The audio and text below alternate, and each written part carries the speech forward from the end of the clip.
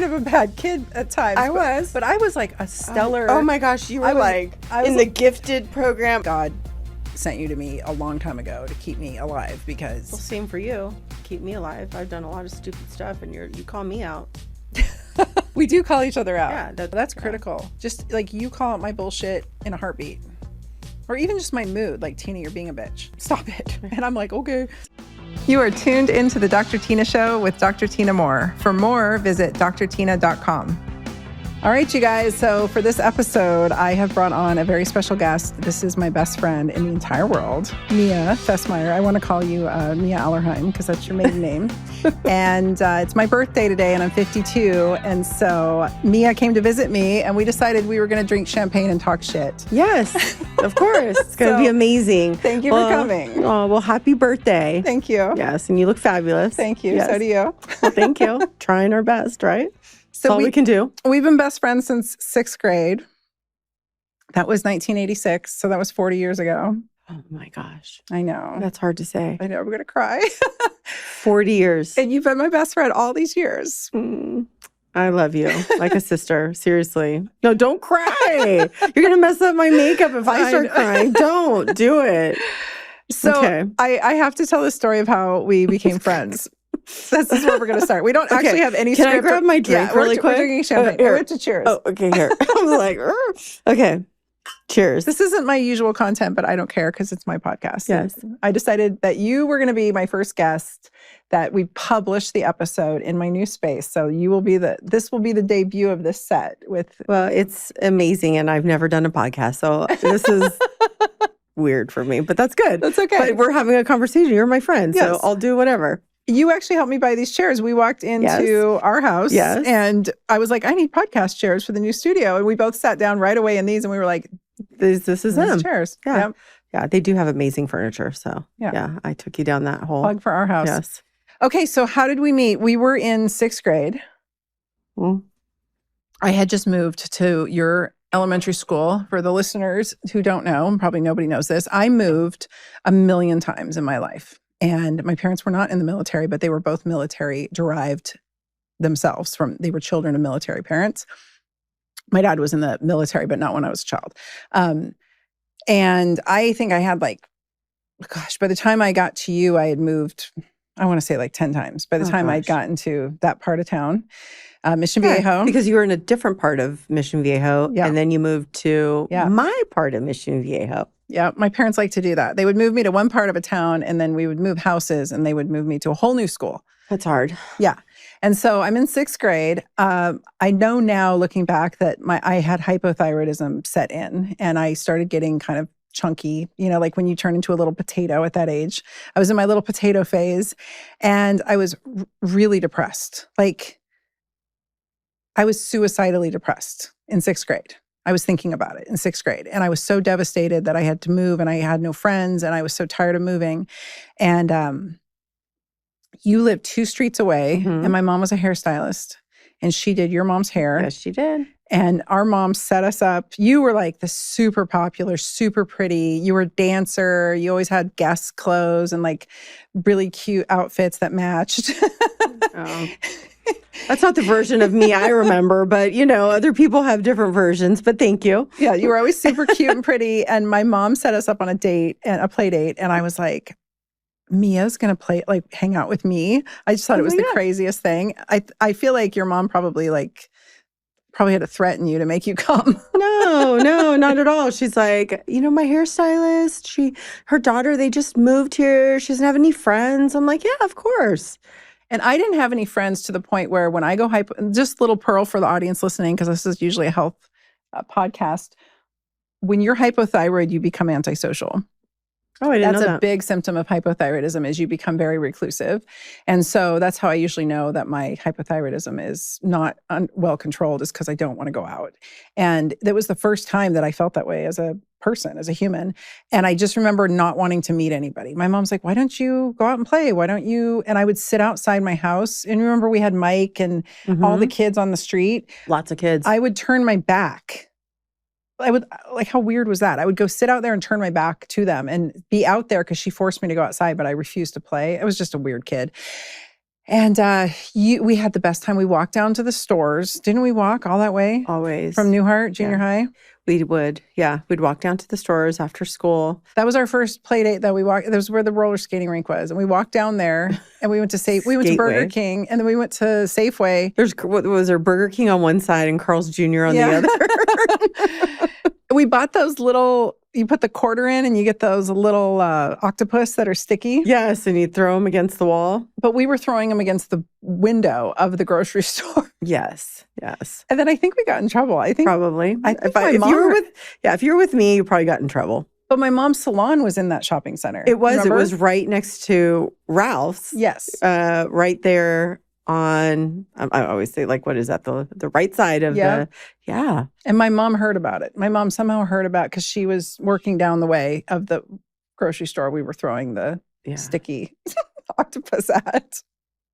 Years later, when I was being forced to move out of Mission Viejo to move to Beaverton, Oregon, much to my dismay, my mom still tells this story. What did we do? What did we do when the guys hid in the closet? Yep. We hid in the closet because we didn't think anyone would see us there. Couldn't find you. The packers and movers were moving everything out. Yeah. And you and I went and hid in the closet because we thought we would be somehow safe. Yeah. Yeah. And it was so sad. That was a hard day. I know. And then what happened right before that? What happened? What did we do the last day, my last day of school? We ditched school. We got taken back in the police car. We totally did. Which you were kind of a bad kid at times. I was, but I was like a stellar. Oh my gosh, you were in the gifted program. It was like something that I could see that happening to Mia. Okay, but taking Tina down with me, that was fun though. So we skipped school. We went down to those stores. We called them the stores. Yeah, there was a skateway down at the end. And we decided to ride around in shopping carts and in the middle of the day when it was a school day. And then the police rolled up and they were like, whoop, whoop. What are you doing here? I was horrified. And they put us all in the back of Who else was with us? There was a couple other people, right? Erica and Toby, which were but we're also two people that were not. Yeah, it was like you and all the AP students. And we all got brought back in the cop cars. And all the school kids were like, they're getting out of the cop cars. That was funny. Oh my gosh. That's so crazy. But you know what? One thing is that, we were way before all the social media, all the cell phones, all the things, and we still kept in contact. When I came up to visit you in Oregon, do you want to talk about that? My first time there? Well, first we have to talk about sixth grade. Back to sixth grade. Back to sixth. Then we'll go back to that? Yeah, because we were like hanging out and we became besties. And then I was still living in Mission Viejo. We went to outdoor school. And do you remember the creek? Do you remember what happened in the creek at outdoor school? Yeah, it was. We were walking across the creek and I fell. You flipped. Did you fall in? I know we fell in, but your memory's better than mine. I slipped on the rock and fell in, and you started laughing hysterically and pointing at me. And you were cracking up, and then you slipped and fell in. Yes, that's instant. So we both were soaking wet and then we were like best friends after that. Yeah, because we trauma bonded. Yes, that was so fun. Yeah, and we went and saw. I think we went and saw Bon Jovi. Oh, yes. That was my first. That was at Irvine Meadows. That was my first concert ever. And I remember what I wore because I planned out my outfit so bad.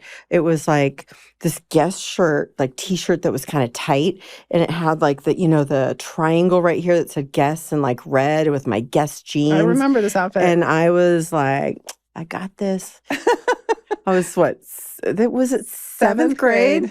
It was seventh grade. Oh my gosh. 1987. Who opened that show? I forget. I don't remember. All I remember is Bon Jovi. And I don't even like Bon Jovi that much. I feel like somebody opened that was really important. Somebody in the audience listening will remember. They probably went to the same tour. I saw it the other day. I actually saw something from that tour and somebody opened that was a big deal, but I can't remember who.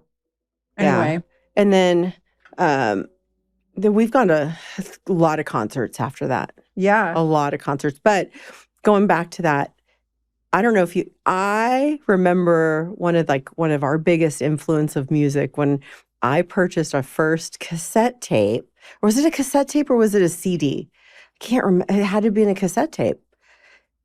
Of who? Was it? Which one was it? It was Guns N' Roses. Oh my God. It was a cassette tape. It was a cassette. Do you remember that? Yeah. And I put that. I remember going to Tower Records. Your mom didn't know. No, my dad took me to Tower Records, and I was like, I'm getting this. He has no clue. And I put it in the car, and he goes, what the hell is this? And I was like, this is the best music ever. And well, yes. I burned that, or I recorded that off of you. So I had the recorded version, and my mom was horrified as well. I'll tell you what, though, you are notorious. You changed the entire Pacific Northwest. So I moved. We might jump around here. I moved in 1988 in 8th grade, and we were friends. So 6th grade to 8th grade, and then I moved, and my mom would fly me back for 2 weeks every summer to stay with you. And then I would fly. And you'd come see me like usually once a year. And was it spring break or during your school? I came when you were still at school one time. Yeah. What was that? I just had my wisdoms out. It was right after spring break. Was it right after? Break. It was my spring break. Yeah. We didn't care. I was like, I'm coming. But one summer, I came down to see you when I was 16, and you popped in 9 Inch Nails, Pretty Hate Machine. Oh. And I burned that off of you, or I recorded it off of you, I guess, because this was before CDs. I brought it back to Oregon. And like, I kid you not, there are people to this day that come up to me and they're like, you changed my life with that. Like, I showed up to Beaverton High School that year with 9 Inch Nails. I had a 9 Inch Nails sticker on my truck. I had the tape, and I made all my friends listen to it. And these were all little rocker kids. These were like the kids that we were listening to, Iron Maiden and Metallica in their basement. And so now I have 9 Inch Nails. I brought 9 Inch Nails to the Pacific Northwest because of you. And there's all these people to this day that are like grown adults that are, whenever I see them, they're like, this girl introduced me to 9 Inch Nails. Like, it's somehow notorious. And I was like, no, Mia. Aww. It was all because of Mia. I love 9 Inch Nails. I mean,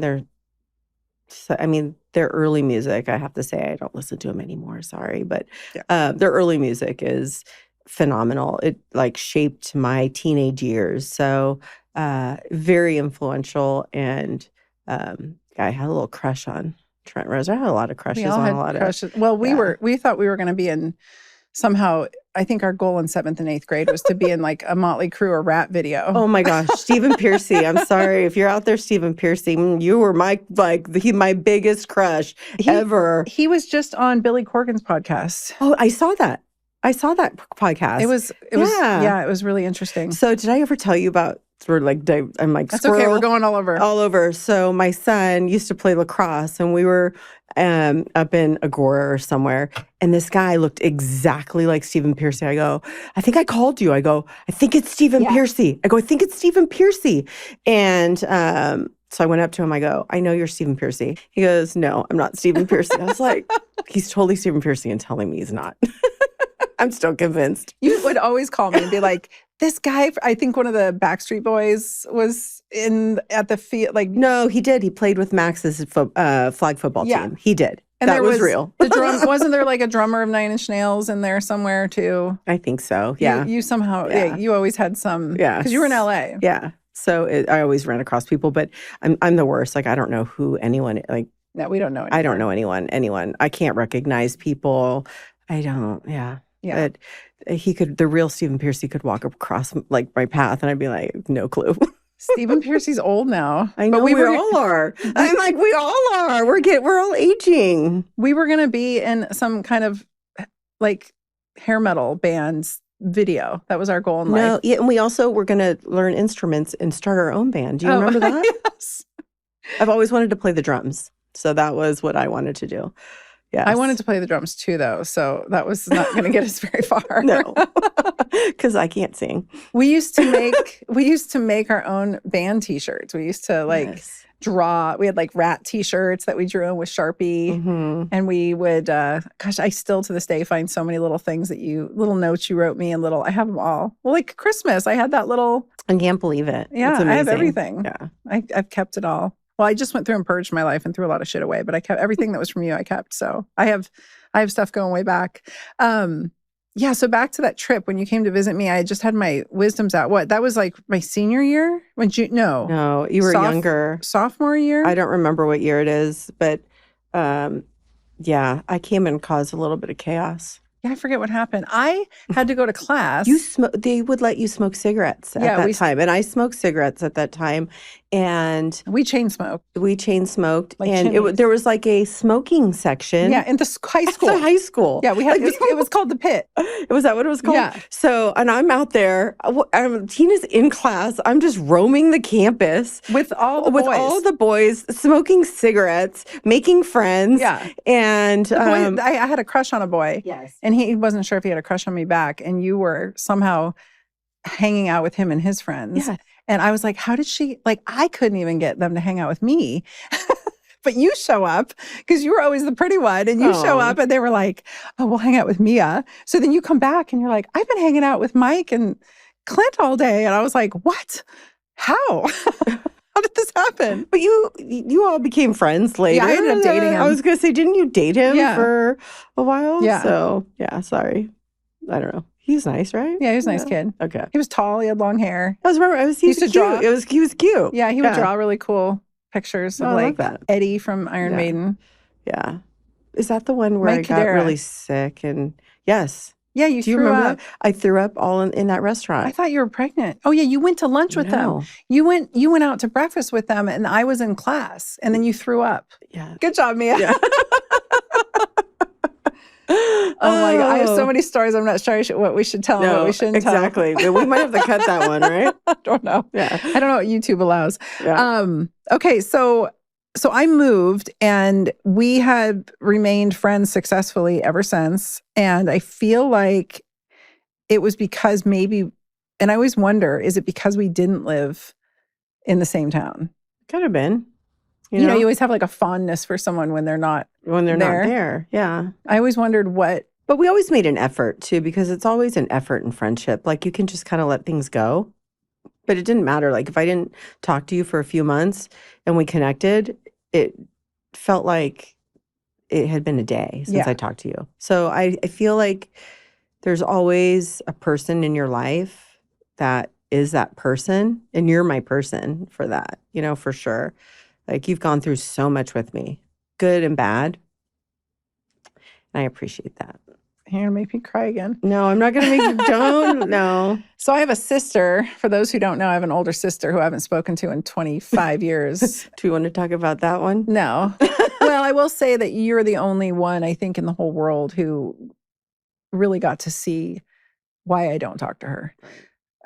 Without slandering her by any means. But you were the one who got to witness most of it. My parents didn't even see, I think, what you saw. So I always just, my dad was always on, he's still to this day on me about it. And I'm like, I have a sister. Her name's Mia. Like Mia is my sister. And then you were adopted and you found your sister, your half sister, your real half sister sometime in college. And I was like, I honestly was a little jealous because I was like, wait, she has a sister? Because you were an only child. Yeah, I was. I grew up as an only child. Like I met my sister and my birth mom when I was 25 years old. Yeah. Oh, was it that long? Yeah. I feel like you were younger. No, I was 25. Oh, okay. Yeah. Yeah. So then you had a half sister. And then I was like, oh no, I'm not the sister anymore. But all these years have passed. You're the sister. I'm still it. Yeah. You're still it. For sure. So Mia comes and visits me, and this is the first time that didn't have to. Well, you've been here before to Carefree, Arizona, where I live, but you usually would fly into Oregon, and it would just be rainy and crappy, and you'd still come. I'd still come. Well, it's different weather, I guess. I'm born and raised in Southern California. I don't live there anymore. She escaped early. I escaped. Thank you, Jesus. She got out early. She saw the signs. Now I live in Texas, which is the best state in the union, but we won't. Arizona's pretty good too. Arizona's pretty good. Yeah, it's good. But yeah, they always come and see you in the rain. I'd have to prepare for it. But I feel like I never came when it was super bad. No. It was always like spring. Yeah. So me and Tina, I don't know if you know, just reminded me, we have matching tattoos. Where that's a whole nother story. It looks like this. Oh yeah. Tina except it's on her butt. Yes, mine is like what do you call that? The tramp stand. Somewhere near there. Yeah, but that's my only tattoo. So I just remember your daughter when she was about 6.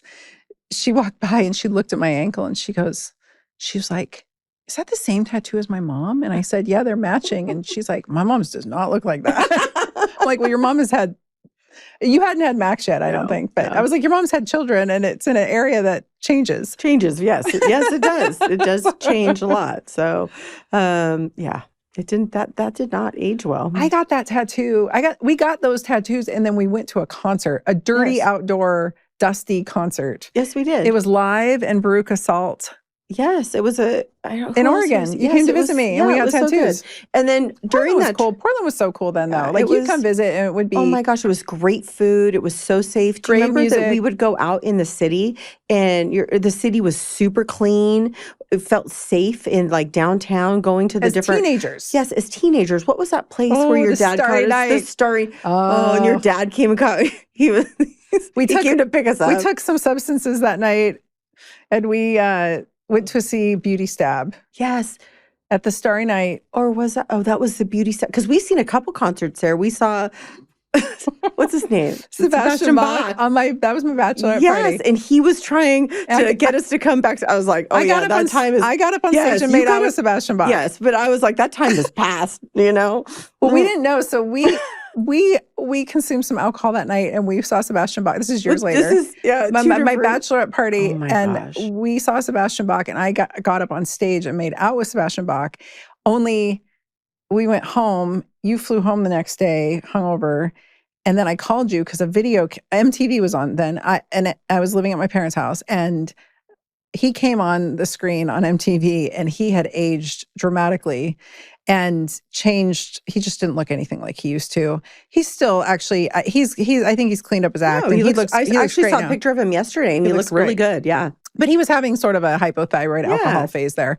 And I remember calling you and I'm like, Mia, and you said, yeah. And I said, I made out with Sebastian Bach last night, right? And you're like, yeah. And I'm like, he doesn't look like he used to. He looks terrible. Why didn't you tell me? You were hellbent, Tina. You were. That was like, he was one of like the idols when we were, you know. Oh, he was beautiful. He was so, yeah. When we were young. Yeah. We had a scavenger hunt for the bachelorette party. We had to do like a whole list of crazy things. Yeah. So anyway, it was crazy. Yeah. That was really fun. You got some cute gay boy at the gay bar to like strip down to his boxers and give me a lap dance. That doesn't surprise me. I don't remember that. And you took my shoes away from me because I had some giant silver platforms that kept stumbling because I was. Oh, yeah. You and your shoes. I know. Yes. Yes. Had to do at least the platforms. I could walk in stilettos for days. Yes. I don't know how. I can't do it anymore. Down that hill, you lived in Laguna Beach and your apartment was on this really steep hill and we would go out and you would just hike up that thing and down that thing in those stilettos. And I'm over there. I was just used to combat boots. I'm over there clunking around you actually were the first person to introduce me to Doc Martens too. Like you were the first person to have a pair of Docs. You were the first person to listen to Nine Inch Nails. You introduced me. You went to work one day. You went to work one day and I was getting ready at your house to meet you when you got off. And I every summer I'd be like, what did Mia buy this year for music? Like, what does she have? And I'd always go through, ruffle through your CD stack. And you had Jeff Buckley Grace, which I had never heard it before. And if people have not heard Jeff Buckley Grace, that album Grace, I put it on and it is like angels singing. It is such an incredibly beautiful. The other day, I had it on full blast in my house the other day. And my husband's like, what is this? And I'm like, this is the sound of angels singing. Just be quiet and enjoy it. But I still remember sitting in your bedroom, putting my makeup on and blasting that album over and over and over and just like, like, how did you find this music? I have no idea.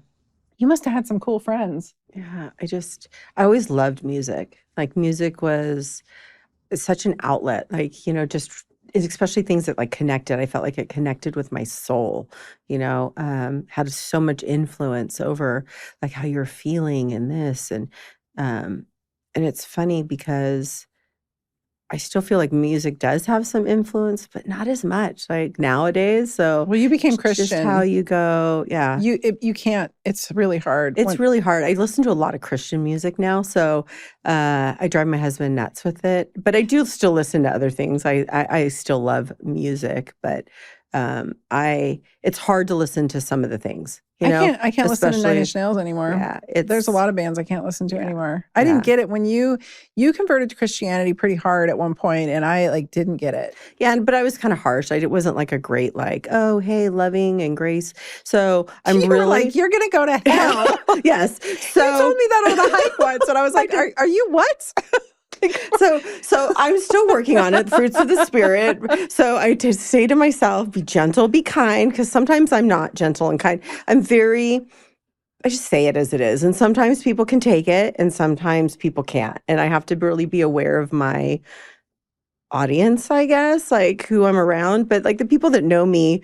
But yeah, I probably should not have said, yes, you're going to hell, because it's not the great way to convert people. Warm me. It didn't warm me, but it took years. But you know what? Behind the scenes, I've been praying for years for you. I know. And praying for years, because it's transformed my life, you know? Well, you got much more gentle about it. Yeah. And then I met Hannah, who was my assistant for 10 years, and she is like super devout Christian. She's amazing. She said hi, by the way. Amazing. She texted me, good morning, happy birthday today, because I love her. She's just had her third baby, who's 3 months old. So cute. Just saw a picture. And then Ryan is a devout Christian. Yes. And so I realized I had all these people around me. You know who it was, though? It was Brian Welch from Korn. I don't know if you know. Mm-hmm. I know his story. I was never even a big Korn fan at all. But he talks about this unity with Christ and how it's a personal relationship. Right. And he just says it so beautifully and non-judgmentally. Right. And I always kind of listen to him in the background. And he's a great speaker. I need to get him on the podcast. He lives here. Oh, that would be amazing. Yeah. So he really, like, his testimony is what was huge for me. And then I realized that like God had put all of you around me to protect me. Right. And there wasn't a single person in my life who wasn't a believer. Truly, there wasn't a single person. And all the people who were believers were the most honest people to work with. Like the people I actually trust my business with, or trust aspects of my business to. Predominantly, not all of them. I have some gems on my team who are not. But that's okay. But like truly, God put all of you in place for me. And when you converted, I think you were having some troubles in a marriage, and you just were in you were having a particular time in your life. And so you were just a little excited. It was okay. Because here's my favorite memory. I'm 19. I'm living in my apartment. Oh, great. And I'm like, I just come out of a very deep depression. You remember, I had a pretty hard time that year. And you send me, and I wasn't eating. I was super anorexic and I wasn't eating. And I get this big box in the mail. You always had money because you always worked your ass off. So you always had a good job. I had jobs, but like you were working makeup counter and doing bridal parties, and like you always had good money. So we would go out and you would always be so generous. And anyway, you buy me gifts, and I just couldn't ever afford to like reciprocate at that time. And I get this big box and I open it and it's a wok. And in it is a little sticky note, and I was a vegetarian at the time, and it said, "For your yucky tofu, love Mia." Heart Mia. Everything is heart Mia. For your yucky tofu. And I was like, she bought me a wok, because I was like on my bed, because I was on a bender about it. And I was on I remember you weren't eating at all. Like, you smoked cigarettes, like a chimney, and I remember your mom calling me, because we didn't have text at that time, and she's like, "I'm so worried about Tina." And I think I came to visit you, but you had she's like, she has ashtrays full of cigarettes and she's not eating. I'm like, maybe that's when I sent you the walk. You sent me the walk that time, because you came, and the only thing I was eating, I was trying to do stir fry or something, and because I had a friend, I had many concerned friends, and I had a concerned friend who was trying to teach me how to cook, and he would come over and he'd cook for me, and he would teach me what he was doing, and he would try to teach me really simple recipes. And he was such a kind. It was never trying to hit on me, right? Like it was never like nice that. Guy. Yeah, and his name is Sean Seidel. He's still my friend, actually. Aww. On Instagram, I think, or Facebook. I still see him. But anyway, it was trying to tell me the benefits of stir fry, because it was easy. It's really easy. So you bought it for your yucky tofu. That was a rough patch. Well, I had been dating a guy that was in a band that was a pretty big band at the time, and he I remember that. He wasn't great to me. And I went sideways. Like, I just fell apart. Yeah. He was much older. Yes. That's the creepy part. He was much older. Yeah. And I remember we went to see him. Oh, yeah. We went to see him. And then you ended up dating him. Yeah. Oh, God, you were there at the mayor's ball. I was there, yes. At the mayor's ball. I was going to say it was at that big convention center. Things are just clicking now. So the mayor's ball, we had some great mayors in Portland. And the mayor's ball was Bud Clark. And he would have this huge concert every year at the Memorial Coliseum. And all these bands would play upstairs, downstairs, in the dungeons of the Memorial Coliseum. Yes. And you could see it was literally like a buffet of all the Portland bands, different genres. And Dharma Bums played. And I went up to him. I was 17. I went up to him and gave him my phone number. I was like, you should do it. I was like, he's so cute. You should do it. Of course I did. He was, though. You told me to go up on stage and make out with Sebastian Bach, too. Oh, gosh. Yeah, that was bad advice. But no, it was fun, right? Crazy you were there for that. Yes, I forgot. That was a pinnacle moment. It was. I'm sorry. Oh, it's okay. Now, he was a nice fellow. He just was he was having a rough time himself. You got to remember that people always have their own shit. Their own stuff that they're going through. And it's, but it's hard when you're still trying to figure out when you're so young. Like, it's so nice now. Like, I don't by any means have everything figured out, but I at least have like a pulse of like, okay, this is where that person's coming from, or this is where that, where when you're that young, you're just wrapped up in your emotions and their emotions, and it's all kind of taking you down. So you're always the voice. You're like the diplomat. Every time I call you and I'm unwinding, you're like, Tina, now remember. And you always kind of de-escalate the situation for me in my head and help me navigate it with a little more grace, because I get fired up. Yeah, you do. I've calmed down. That's good. A lot. Yeah. A lot. You do. I love it. I calm down. You take enough shit and you get through enough grief, and it humbles you. You can't help it. But we've both gone through a lot. And one thing is, it's come full circle, and God has like really blessed us in our lives. Really, everything might not be perfect, but He's given us a way to be able to navigate through the things and be able to just kind of see. I really try and see. There's so much around this world. Like, I see those memes with like the world, blowing up, and then the Barbie doll, like, and I'm like, hey, like life is still, there is still a lot of positive, and that's what you got to think of, So be gentle, be kind. That's all. Like, I always go through like the fruits of the Spirit, like be gentle, be kind, have patience, forbearance, which, all the things. So I have to run through that through my mind a lot. I think of how many times we should have been dead. Oh, for sure. How like together. So true. So many times together. And then to think that we were living that way, not together. Yeah. So many times. Yeah. God. We were crazy. Really, yes. God really had His We were doing arms, crazy shit. Yeah. Things that should have gotten us. I remember being unalived. I just remember so many times. You were so, you still are, but you were, you were such a beautiful young girl. And like this whole Epstein Files thing coming out has been really triggering for me, because we were both really beautiful young girls, and we got a lot of attention, and not always the best kind. But I can't tell you the number of times you or I, together and separately, I'm sure, like I'd come visit you and you'd be like, oh, I can get us in because of this guy. Or I would get us into bar. Like, I was getting us into bars at 16 in Portland because of this guy. And it was always some freaking creepy older guy that I had no right.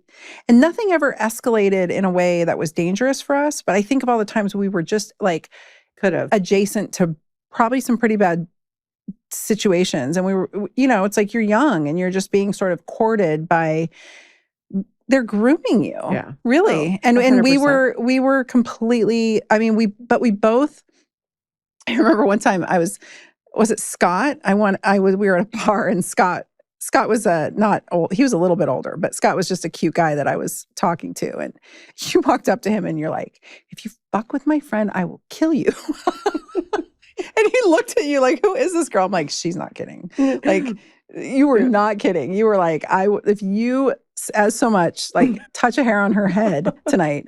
And that's how we have been. And I think that helps, like, oh, for sure. that level of tenacity, but also like stick togetherness, you know, like I always knew I had you in my back pocket. If the world was on fire, I could call you and you would be there. So there's only one time in my life that I remember where it's really creepy. And it was, I was in my 20s in Hollywood. You weren't there at the time. I was with some of my other girlfriends. And your friends at that time were a little sus. No, these were good friends. They were good people? Yeah, these are some of my good friends. And there was this girl that came up to us and she's like, oh, and looking back at it now, I'm like, that's part of that whole ring thing. Like, they're like, we have these guys, they would love you. You could make like all this money and do all this stuff. And I was like, well, what does that stuff entail? And she was like, one of my friends was like, oh, that would be, and I'm like, well, excuse me, what would that stuff entail? Yeah. And then they were kind of like, oh no, let's not talk to this one. Let's talk to this one that's a little bit more open to it. But I'm like, that was really weird. Well, multiple times that we've been together. Weird.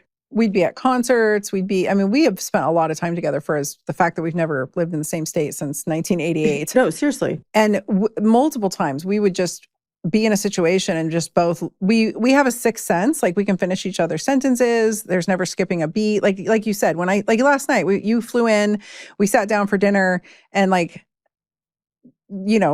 we helped each other figure out what we wanted to eat. And like, we just have a thing that nobody else can. My daughter understands. My daughter sees it. Zoe sees it. Zoe's like, dude, you two together are wild. You either read each other's minds or you just giggle incessantly and nobody knows what's funny. Like just you two think it's funny.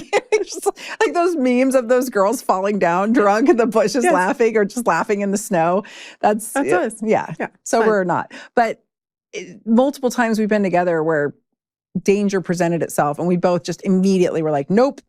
Like in unison, we both just were like, nope, we're not falling for that. Yeah. And it really helps to have a friend. Like I do think God sent you to me a long time ago to keep me alive because. Well, same for you. Keep me alive. I've done a lot of stupid stuff and you call me out. I don't. We do call each other out. Yeah, you can't let, That's the beauty of, I think that's the beauty of friend. Like what people hear this part because if you have a best friend, that is your job.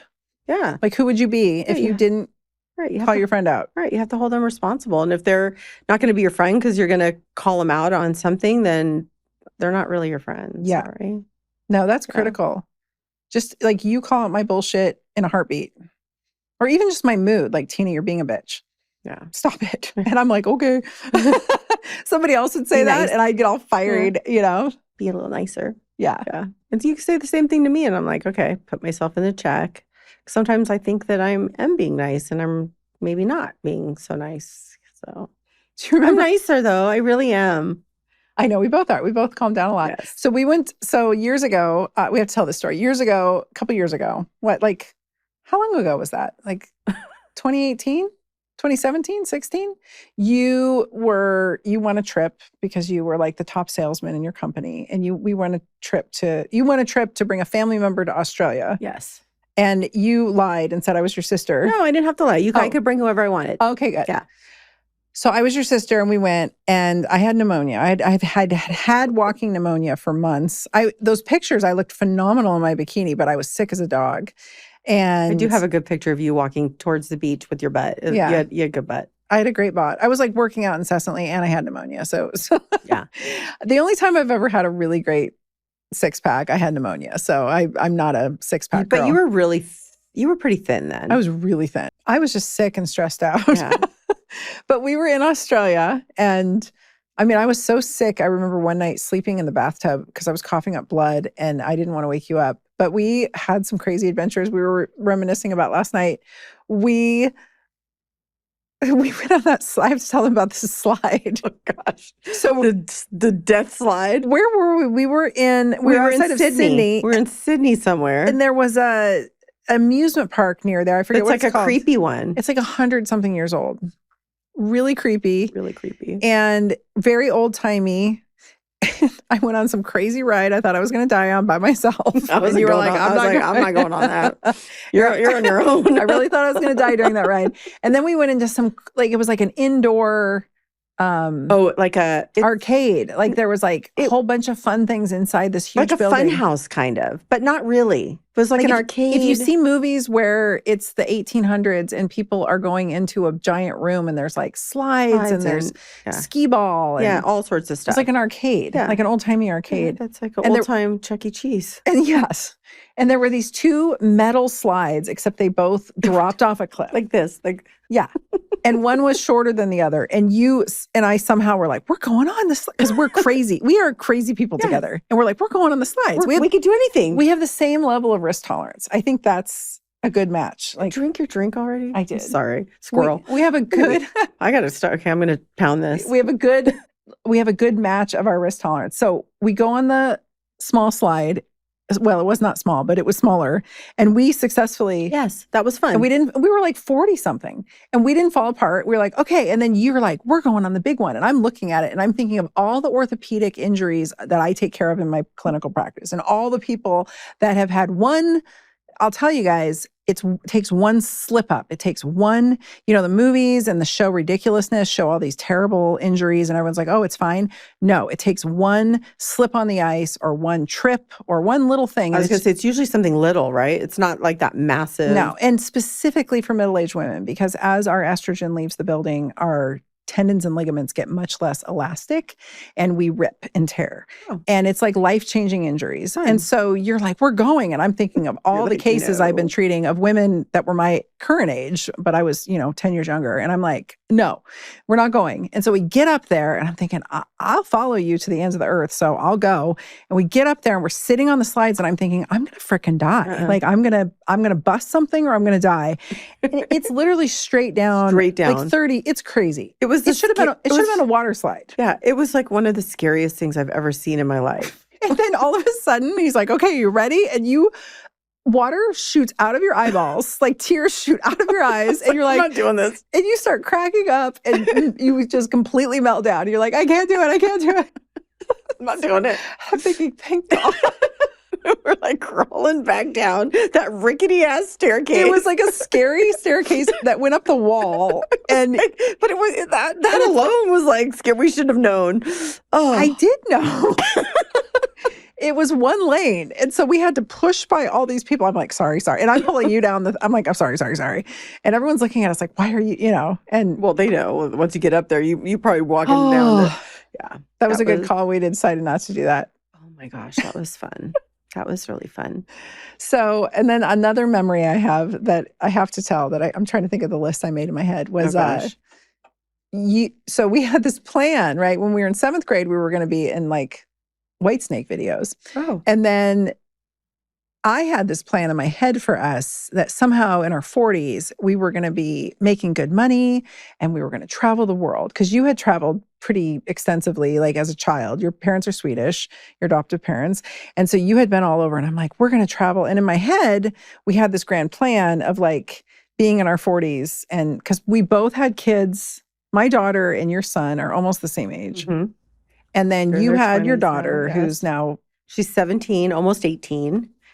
And so I thought, okay, she'll be free to travel. And then you call me. It's my 40th birthday. I'm in Hawaii. You're due to fly in to visit. And you call me and you're like, Tina, I'm pregnant. And I was like, fuck, she just ruined the whole plan. I started over. So you had a baby at 40, 41? No, 39. 39. Okay. Yes, I was 39. Oh, yeah. So that was like, there went our plan to travel the world. So now but you know what? We can do it now. Oh my maybe. Gosh. No, but he's so amazing. He's such a good kid. He was your he's amazing. I mean, you love all your children. My kids are so good. Don't get me wrong. But great girl.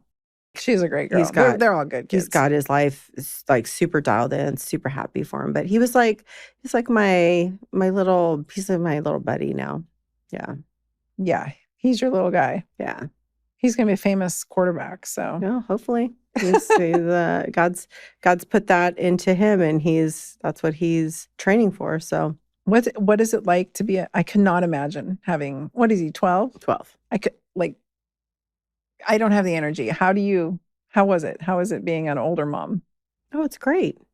Yeah. I feel like, unfortunately, got the version of me growing up. Me still trying to figure myself out. I probably wasn't the best mom, but I did the best I could. And then got a better version of me, like a little bit better version, and then got like probably the best version of me. So, but now I get to go back. Like last week I saw, and, we get to have a nice time. Like we share a love for good food, like not just like, It's your oldest son. yes, my oldest son. So we have a love for, I call it fancy food, like we love that. So, to be able to share that. And then she's my ride or die. She's with me all the time. Well, she's love like a her. mini me. She's my little mini me. Like she's coming to be living near you soon for college. So I'm like, I don't know what I'm going to do. I You're really come visit more often. I will, but I've kind of blocked that off for now until it's like real. But it's soon. It's less, like 6 months. Yeah. And then my life is, like you said, he's a quarterback, so it's a lot of football all the time. And you flew in yesterday Yes. in the middle of the Super Bowl, and you didn't. I was like, It's Mia, okay. It's not my Mia team. missed the Super Bowl. It's okay. It's not my team. I'm a Rams fan, so we're good. Texans are my second favorite, so it's okay. Okay. I adopted them in. I know nothing. Since I moved to Houston, so it's all good. I don't know anything about football. Yeah. It is. It's good. It's fun. Keeps me young. But it is weird to see some of the moms that are like early 30s, with their kids. And I'm like, that could be my daughter or son and then my grandchild. Yeah. So that's weird. I bet. It's good. I am in full grandma mode. Like I would love to have grandkids. I want the grandbabies. I still work full time. I have a corporate job. I travel a lot for my work, so I still have a lot of responsibility that way. So, I'm hoping I'll get some grandbabies soon, not from any of my younger children, but from, we'll see. I hope he meets a nice girl. I pray about it. God's got it. He's going to meet someone when it's his time, and I'm excited for that. And I'm excited for Zoe because I'll be like, I'm like your auntie. So it's, you're Aunt Mia. Yeah. So I can't, it's like my child too, Your Aunt like Mia. it would be like my grandbaby too. So my dad is adamant that I somehow get my relationship settled with my sister while he's still alive. And that's not going to happen. I was going to say, do you hear me? I was like, I don't. You forgive, it's like, I forgive. Yeah, I forgive. that's, but you don't need to, it's like boundaries. Yeah. That's a whole nother conversation. Yeah. But I remember one time my dad was going on and on about it. And Zoe knows, she knows what I've shared with her. And this is my daughter. And I just remember her like yelling at my dad to leave me alone about it because he was just going on. And she's like, she has a sister. Her name is Mia. Oh, I love that. Your Aunt Mia. She never even just calls you Mia. It's always Aunt Mia. Oh, So I love that. Really, it's like, Sister Mia. Or like, I guess it's her aunt. Oh, that is your aunt. But and she was so jealous today that you were not. I mean, I don't think jealous, but she sent me a message. She's like, is Mia there? Oh. I wish I hope you have a good day. Well, so I'll be back often. I know. Yeah. We could. So yes. You're going to have to come. Yeah. Yeah. It'll be good. Well, we have so many stories that we can't tell. Told a lot. There's a lot in there. There was a brush event. Gosh. We can't bring that one up. The Orange County Fair. Oh, no. You're going to bring it up. You were detained by police for a minute. I was let go. Yeah, it's true. I walked out on my own accord. It's true. I know. Yes. Mia has a hot temper.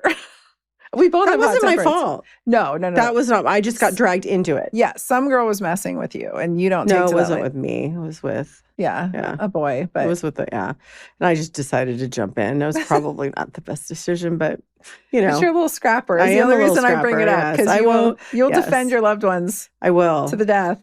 I've not scrapped in a while, but I see those memes. They're like, is it my healed version or my hood version? Yeah. Because I'm sure I could go there again, but God is working on me every day.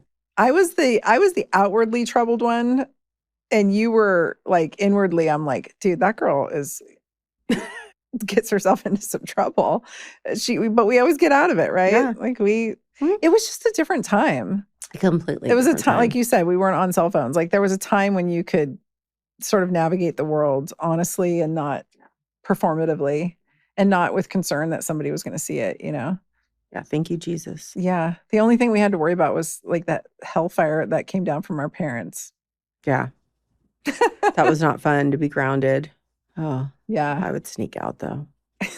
See, I wouldn't. Yeah. That's the difference. I wouldn't. And everybody was so worried about me. And I'm like, I don't think I'm the one that we should be so worried about all the time.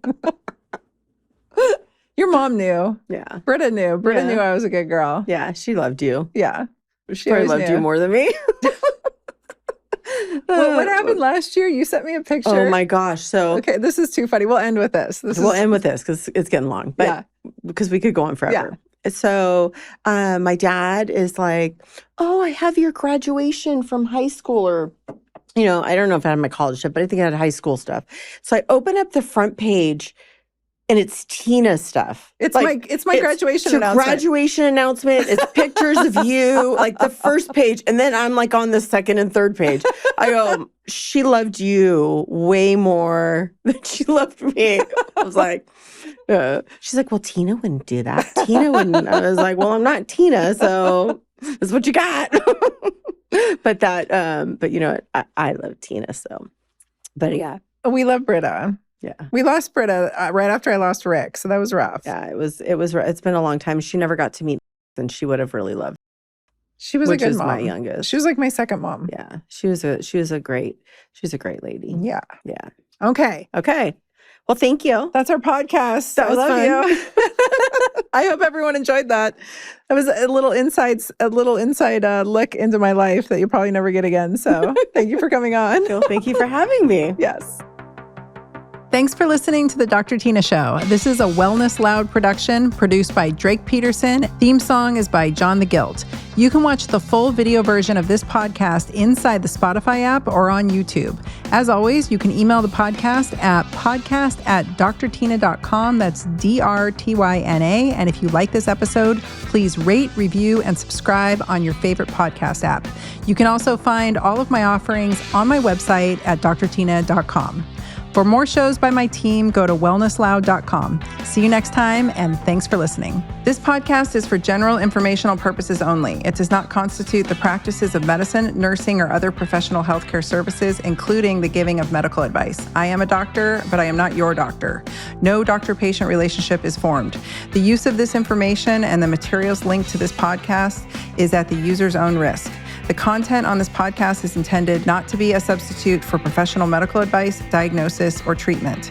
Users should not disregard or delay in obtaining medical advice from any medical condition they have, and they should seek the assistance of their healthcare professionals for any such conditions. Talk about like foreshadowing, talk about visioning. That girl was wearing colors and light colors and had long silver hair. So I started growing my hair out. Like talk about intention, right? I'm like, okay, I'm gonna grow my hair out. The Tina you met in 2020 had short hair because she had just chopped it all off so she could let her silver grow out. So many of you men and women, but women in particular, we are having hair loss in middle age and it's awful. And I will tell you, a lot of the women that you see that are middle age that have big followings, they're using